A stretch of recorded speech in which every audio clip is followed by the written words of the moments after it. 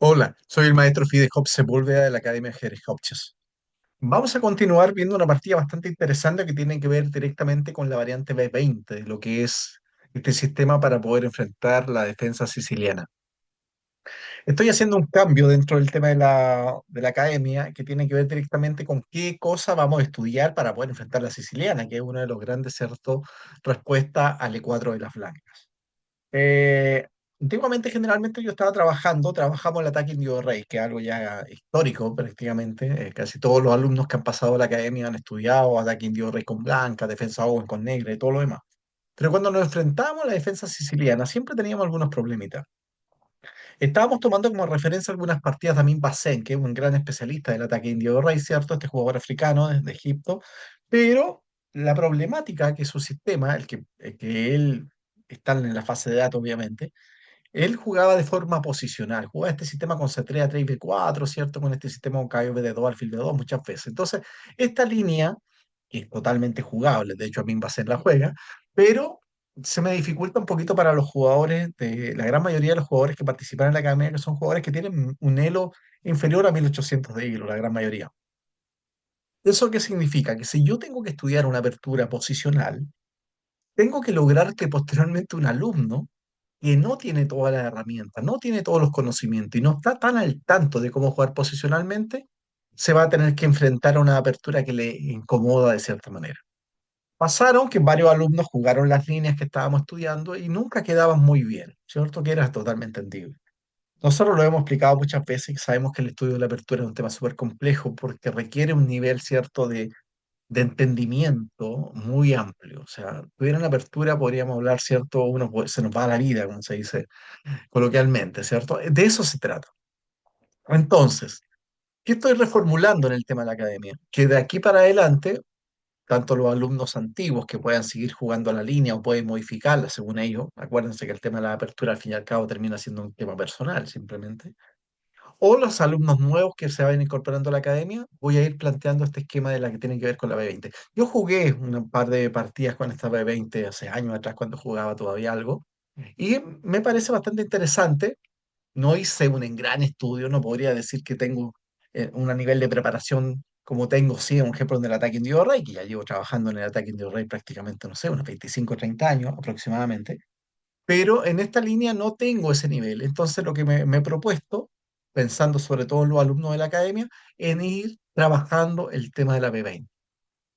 Fíjense que encontré estas dos partidas de Carsen jugando con Blanca. Obviamente, la base de datos ustedes van a encontrar partidas también de Carsen jugando pero con negra. Pero estas dos partidas de Carsen jugando con Blanca el sistema con B3 y de una forma bastante particular. Porque bien como vamos a reproducir ahora en las partidas, generalmente lo que uno hace con estas líneas es jugarla con D3, ¿cierto? B3, alfil D3, el peón está en E4, F4 y todo lo demás y se produce, ¿cierto?, un cierto juego a nivel central o montando el flanco de rey. El negro, como es de esperar, tiene que contraatacar en el flanco de dama. Es una posición totalmente jugable, ¿no? Acuérdense que cualquier apertura con un grado, ¿cierto?, de estudio, podríamos decir de cierta manera que se podría jugar casi cualquier cosa. ¿Qué es lo que nos interesa en estas partidas? Que Carlsen no hace el D3 y se enroca largo y termina jugando con un sistema con D4. Y es un sistema bastante cómodo. Yo estuve trabajando en estas partidas, que es lo que van a ver ustedes ahora, y me pareció muy fácil de jugar con blancas. Esto es el inicio de una investigación. Esto es, cuando hablamos de investigación, esto es como una especie, como un estado de arte, ¿cierto? Cuando las personas que han trabajado directamente en investigación saben que un estado de arte es como ir a darse cuenta qué es lo que ha pasado sobre un tema en la fase de datos respectiva, ¿cierto? Voy al Google Scholar, al Scopus, no sé, están grandes bases de datos donde se encuentran los papers o las grandes investigaciones sobre algunos temas puntuales. Una persona que haga ese estado de arte es que tiene que situarse, tiene que saber qué es lo que se ha trabajado anteriormente para poder no volver a hacer lo mismo o simplemente para poder continuar eso. Es como, de cierta manera, entender qué desarrollo tiene un tema específico para saber prácticamente qué aporte el que yo puedo, ¿cierto?, sumar, agregar, adicionar, ¿cierto?, a algún tema específico. Esa es la importancia, ¿cierto?, en la investigación de estos estados de arte que si ustedes lo piensan bien, nosotros si lo llevamos, lo extrapolamos al ajedrez también nos es útil. ¿Por qué? Porque obviamente dentro del ajedrez también estamos hablando de datos, también estamos hablando de números, también estamos hablando de percepciones. Muchas percepciones dependen de los jugadores. Entonces, Entender qué pasa con una apertura en un momento histórico es súper llamativo. De hecho, uno de los grandes trabajos que uno puede hacer es analizar aperturas desde el punto de vista histórico. ¿Cómo se desarrolla una apertura? Es como crear literatura, pero con ajedrez, ¿me entienden? En literatura siempre se trabaja que cuando uno va a crear un personaje, el personaje tiene que tener vida. Si yo voy a crear un personaje en una novela, ese personaje tiene que tener una vida. Yo tengo que desarrollar prácticamente una historia de él. ¿Ah? Y uno no solamente lo puedo situar como cualquier cosa. Tiene que haber una historia que lo justifique, que lo avale y que de cierta manera también lo sostenga dentro de un relato. Esto es más o menos lo que nosotros podríamos pensar también con el tema del ajedrez. Para que ustedes puedan aplicar posteriormente una apertura específica, tiene que haber sustento, tiene que haber ese famoso marco teórico que me dé una especie de fortaleza, de pilares para poder sostenerme. Eso a nivel teórico. Nos vamos a ir con esta partida, Blanca Magnus Carlsen, negra, ¿cierto? Rafael Leitao. Esto se desarrolló el año 2014. Son partidas rápidas, pero aún así, la segunda partida que está entre medio, es una partida jugada por internet, ¿ya? Varios años después. Pero es interesante cómo Carlsen está jugando esta línea. Como recuerden, estos son partidas que estamos empezando con este trabajo. Yo propongo esto, pero los alumnos míos posteriormente trabajar este tema, ¿cierto?, de la siciliana con la B20. Ahora, posteriormente yo me voy a poder comparar las sicilianas con los sistemas con D3, que son los más habituales, a este sistema con D4 que está jugando Carlsen. Yo llegaré a una conclusión. Cada alumno podrá llegar a su conclusión también. Si hay algo que nosotros intentamos en la academia, ¿cierto? Es que cada uno aprenda el método de estudio. Esa es la estructura, eso es lo que andamos buscando. Ese método, ¿cierto? Una especie como de matriz.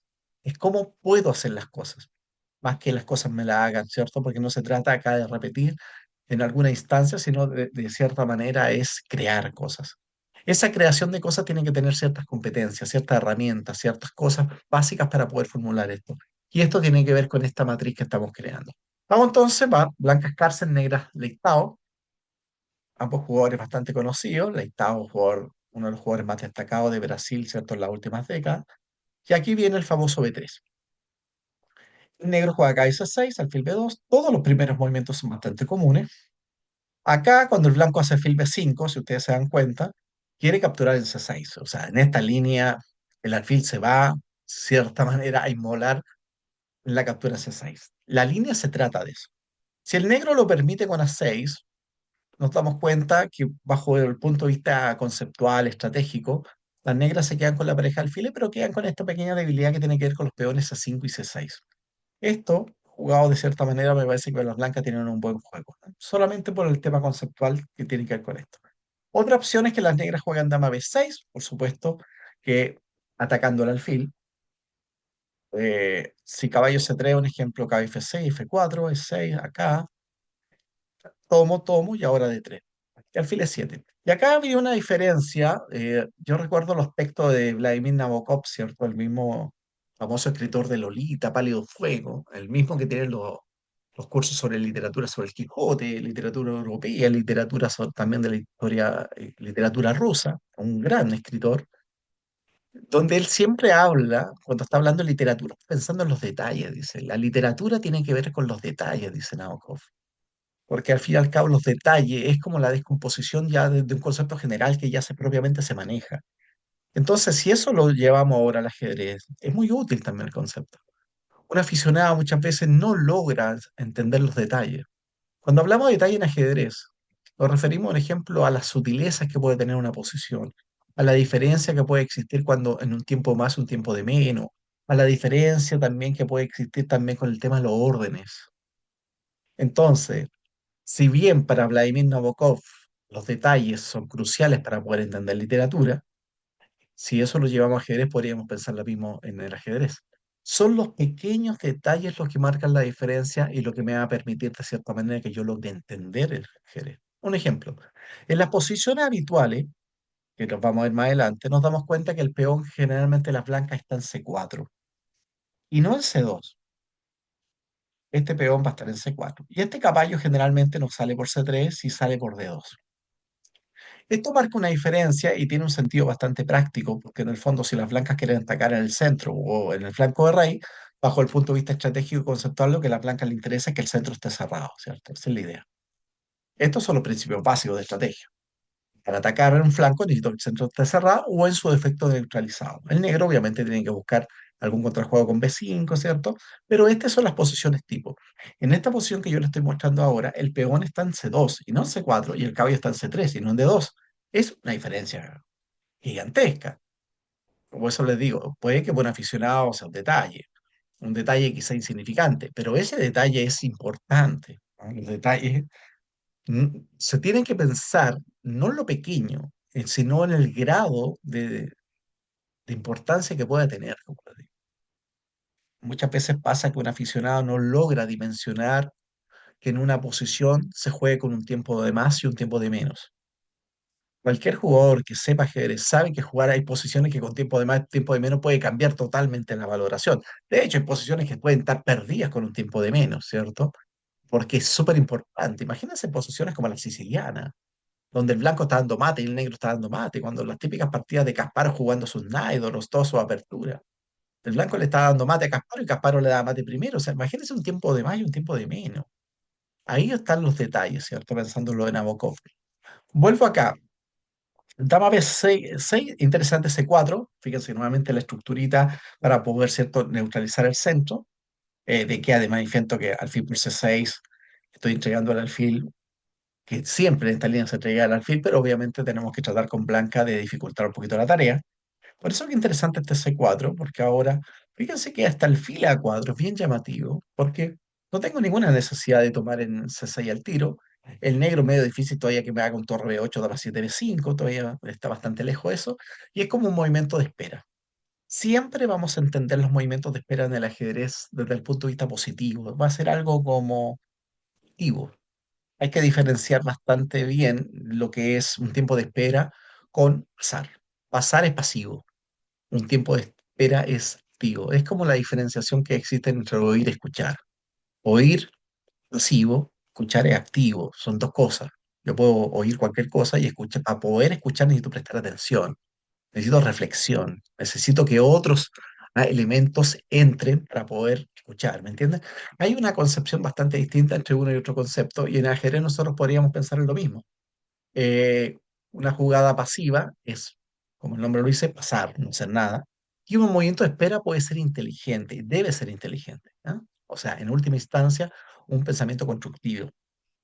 Y la otra opción es tomar, y aquí teníamos, ¿cierto? Nuevamente lo que les comentaba, la estructura de peones, y donde el caballo generalmente va a salir por D2 para poder no evitar que el alfil quede la diagonal abierta. En la partida jugó alfil B5, le jugó alfil D7 para evitar el cambio, y ahora el F4. A6. Volver con el alfil a E2, por ejemplo, es como que carece de sentido. O sea, el alfil, si se jugó alfil B5 es obviamente para entregarlo. Nosotros en todos los videos vamos a saber que siempre decimos que el alfil vale más que el caballo porque es la realidad, ¿cierto? El alfil mayoritariamente vale más que el caballo, no sé, el 95% de las veces, por poner un ejemplo numérico. Las posibilidades de los caballos dependen de las posiciones y son menores desde el punto de vista estadístico, numérico. Así que bajo ese punto de vista, en esta línea se está entregando el alfil porque en el fondo lo que el blanco quiere hacer es rápidamente terminar el desarrollo con el caballo F3 de tren Roque y fíjense que ya ejercer una presión en el flanco de rey. Y para lograr eso necesito obviamente sacar este alfil rápido. Una vez más nos damos cuenta que tomar de peón sería incorrecto. Y ahora, fíjense que si me hace de 5 claramente, y aquí fácil al siguiente torre a E1, F5, y nos damos cuenta que las blancas lo lograron completo. Estaríamos destruyendo totalmente la cadena de peones, y el rey está en el centro, tenemos todo un rayo X sobre el rey, es una posición bastante fácil de jugar con blancas. Así que B por C6 tiene una cara mala que es poco probable, ¿cierto?, que se debería jugar. Lo mismo acá con E5. Esto destruye la cadena de peones de las negras. Finalmente va a tener que quedar no solamente un peón aislado, peones doblados acá, ¿cierto? Y las blancas están excelentes, así que no es muy buena. El negro tiene que tomar de alfil. Y aquí viene la parte común de esta línea, y esto es lo que estamos, ¿cierto?, analizando, esto es lo que estamos, ¿cierto?, de cierta manera investigando. Este movimiento es el más común, esto, ¿cierto? Aquí se ha jugado G6. De hecho, yo revisando la base de datos me di cuenta que Carlsen tiene unas partidas con G6, jugando con negras, ¿verdad? Siempre tenemos que ubicarnos en las dos posiciones. Jugar ajedrez es jugar con los dos colores siempre.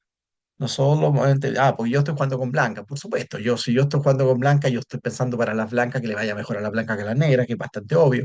Pero lo que no puedo hacer es dejar de pensar en las negras, porque las negras, en última instancia, son las que me permiten, me terminan decidiendo, ¿no? ¿Qué es lo que yo voy a jugar? Lo que yo haga en el ajedrez depende de lo que haga mi rival, ¿cierto? No son dos jugadores que juegan aisladamente, por el contrario. Como les decía, esta es la línea habitual. Y ahora nos damos cuenta, ¿cierto?, que el C4 y acá. Esto es lo que podríamos definir como una posición tipo. Esto es como una posición muy clásica dentro del esquema de la B20. Acá la diferencia de Carlsen es que juega caballo C3. Y esto es llamativo, porque parece, por un lado defiende el peón de E4, caballo F6, y ahora defiende la dama el peón de E4. C6, caballo F3, acá, y ahora se enroca largo. Fíjense qué interesante. Y este B20, que en el fondo es como una apertura entre comillas irregular para enfrentar la defensa siciliana, termina entrando de cierta manera en unos como esquemas muy clásicos de la siciliana común y corriente. La diferencia quizás tendría que ver con el fianchetto del alfil en B2. Es por eso que me llama la atención esta idea.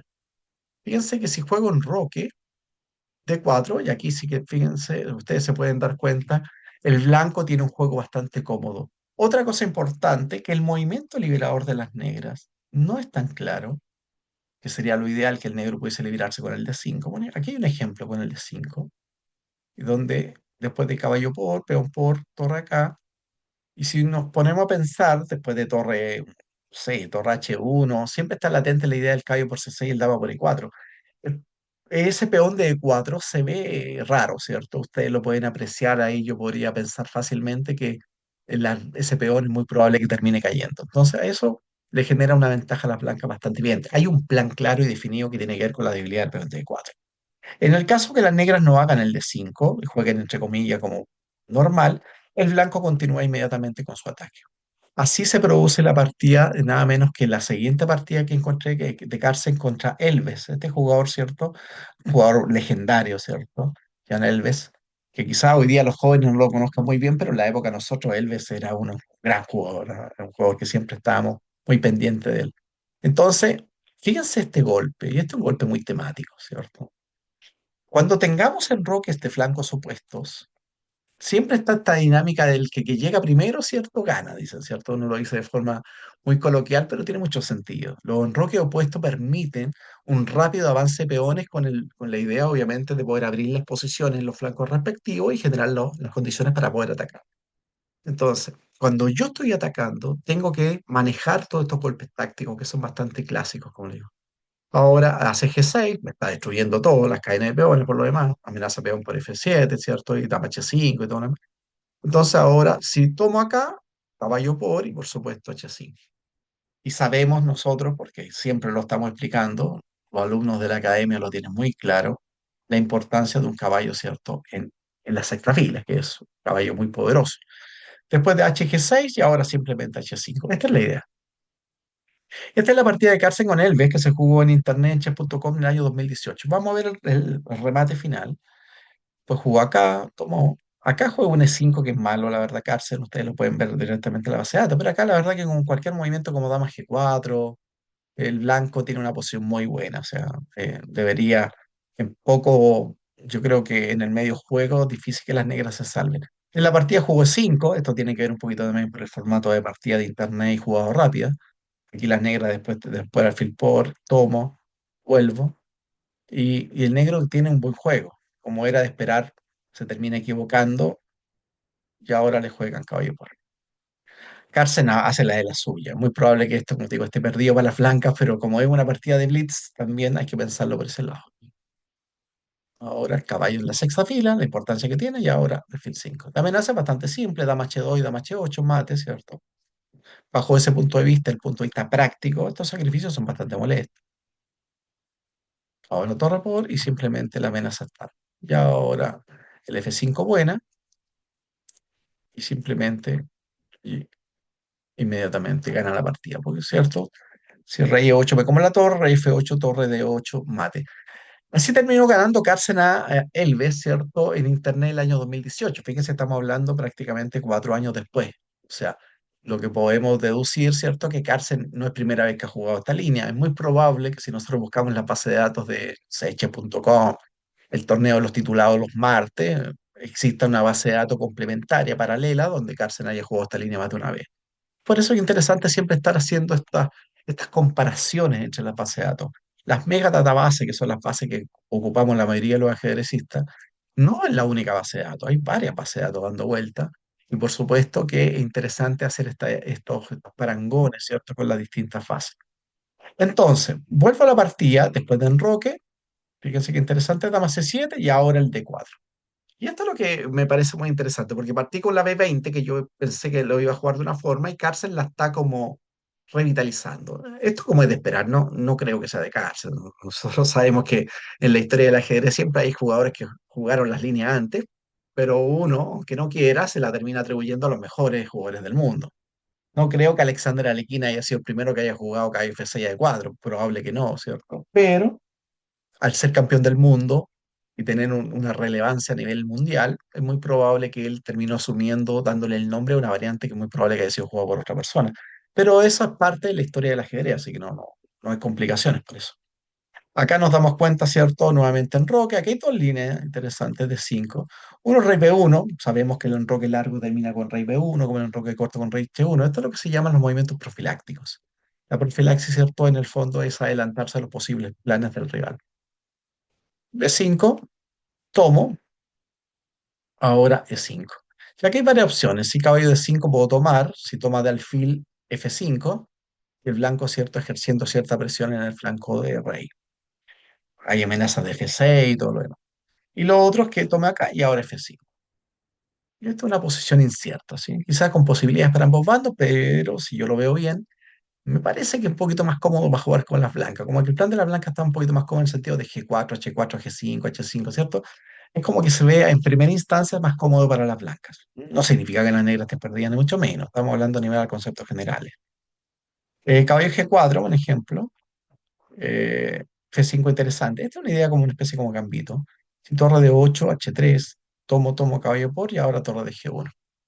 El bando que quiera atacar tiene que mantener la mayor cantidad de piezas en el tablero. Aquí está latente la idea de los torres por G7, los caballos de 4, los damas G2. Aquí hay una serie de piezas bien ubicadas de parte de las blancas. A F5, entonces hago E por F5 y ahora simplemente H3 y ahora caballo de 5. Las negras tienen un peón de más, pero el blanco tiene cierta compensación. El caballo en H6 es una pieza bastante mala, ¿cierto? Ustedes se dan cuenta, no tiene a dónde ir. Y las blancas tienen una cierta iniciativa, a nivel central por lo menos, en el flanco rey. La otra opción es que el caballo vaya a H6 directo, G4 acá y ahora acá. Y nuevamente me parece cierto, si bien las negras cuentan con la pareja alfile, pero tienen el problemita del caballo en H6. Me parece una posición jugable de cierta manera. Listo. La otra opción es que el blanco juega caballo 4 y ese caballo 4 ya sabemos que ahí se dirige directamente a la casilla de 6. La otra opción es que tome a D5, ¿cierto? Después de 5 tomo. No, dama de 8 fallaría directamente por el E5, ¿cierto? Y ahí pierdo material porque me están haciendo peón por alfil E5 y todo lo demás. Entonces, a E por D5, caballo D5, tomo y ahora acá, acá, acá. Y se podría pensar que las blancas tienen una ventaja a nivel espacial un poquito mejor, ¿no? Es una pequeña ventajita, no. Muchas veces las ventajas espaciales terminan siendo muy simbólicas, pero con esas ventajas espaciales con buenos jugadores pueden transformar en el mediano o corto plazo, ¿cierto?, en una ventaja, ir aumentando, ¿cierto?, esa pequeña ventajita. Por lo menos aquí las blancas están mejor, un poquito mejor. Después de la partida hace D4, entonces hace C por D4 y ahora cabe por D4. Fíjense qué interesante la línea de Carson. Juega una B20, deriva posteriormente como en una siciliana muy clásica. Ahora queda de manifiesto que independiente de donde él se enroque, corto o largo, el blanco va a seguir haciendo G4, H4, G5, H5, ¿cierto? Porque recuerda que las cadenas de peones, donde se direccionan los peones a través de las cadenas, no depende de dónde está el rey, depende de dónde vayan las cadenas de peones. Un ejemplo, ¿cierto?, es que si hace B5, tomo, E5, si cabe D7, tomo, y ahora caballo 4 buena, y ahora acá. Y ahora sí que hay amenazas bastante fuertes acá. Amenazo torre F1, comer el alfil, amenazo dama F3, cabe F6, ¿cierto? Comerme la dama C6, estoy amenazando alfil por G7. También hay unos torres por decir dando vueltas. Múltiples amenazas de parte de las blancas. Y las negras tienen un peoncito más nomás, ¿cierto? La otra opción es P5, cabe C6, tomo, tomo acá. Y ahora, si cabe D5, tomo, tomo, y ahora dama G4.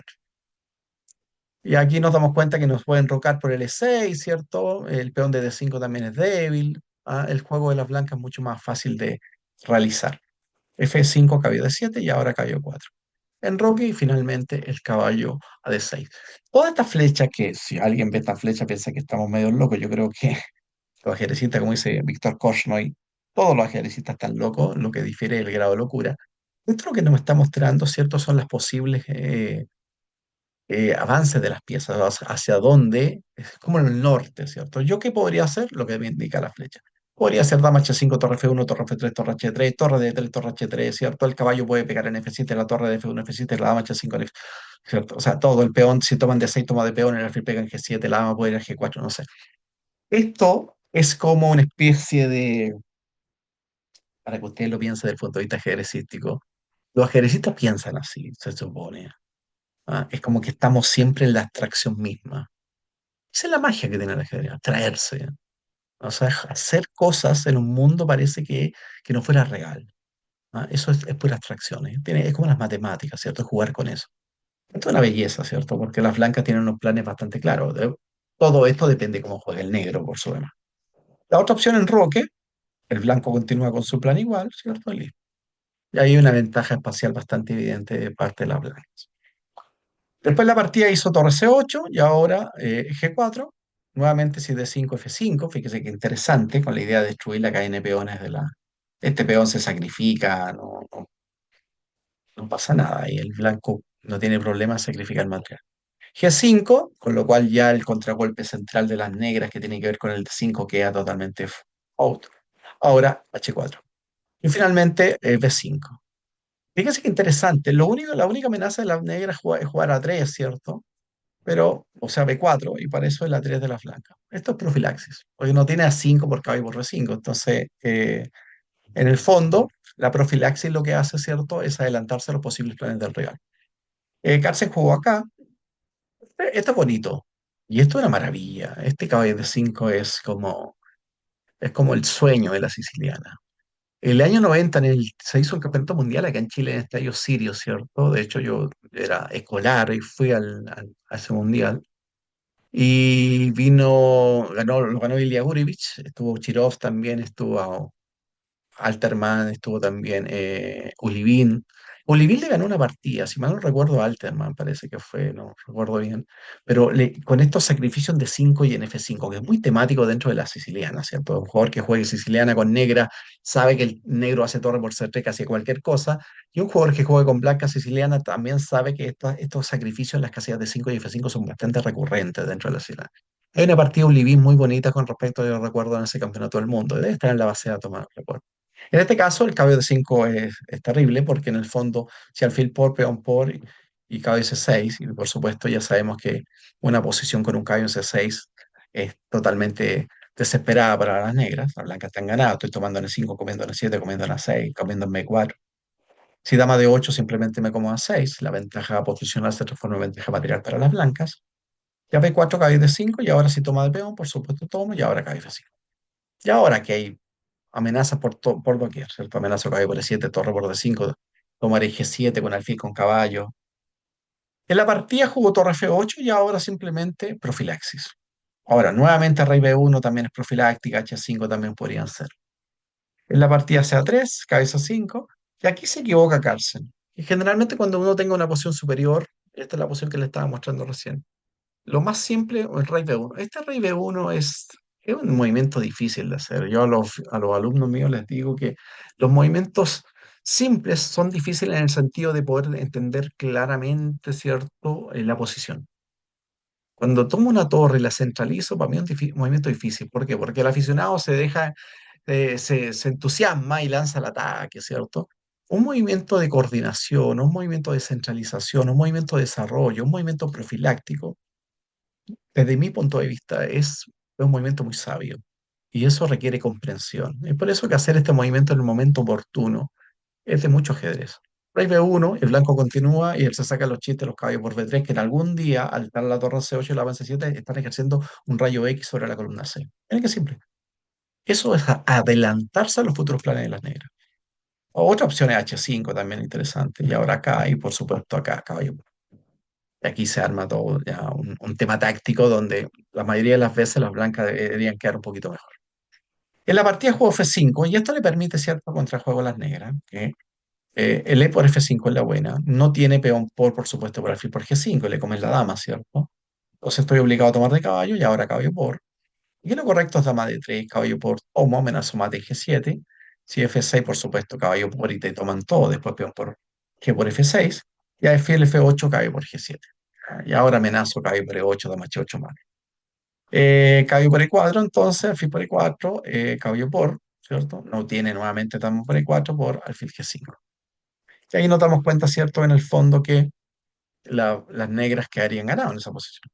En la partida que pasó, esta es una partida rápida también hay que entender, alfil F8, que es medio natural, y ahora F6.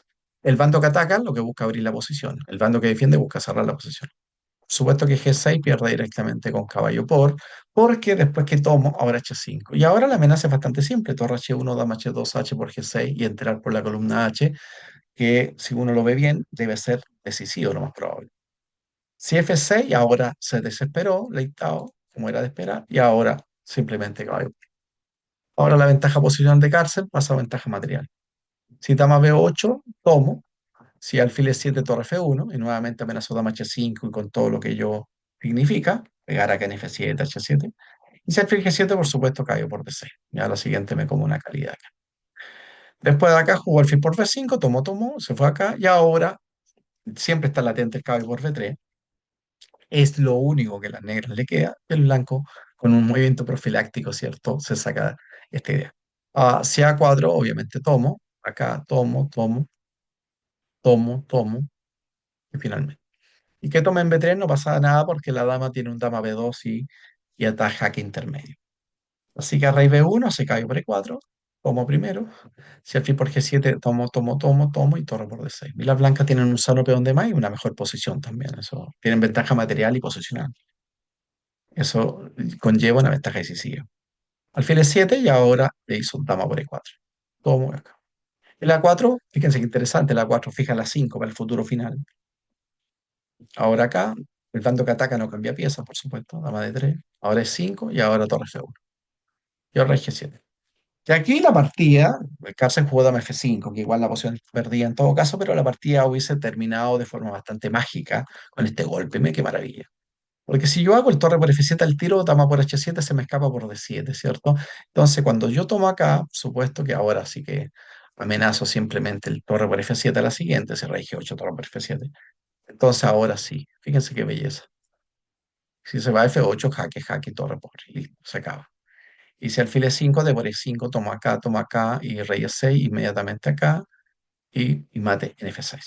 En la partida juego dama F5, y después de esta acá, H5, ¿cierto? Torre C7, torre D2, se desesperó, por supuesto, y alfil por. Y ahí se acabó la partida porque ya tiene una diferencia material muy grande.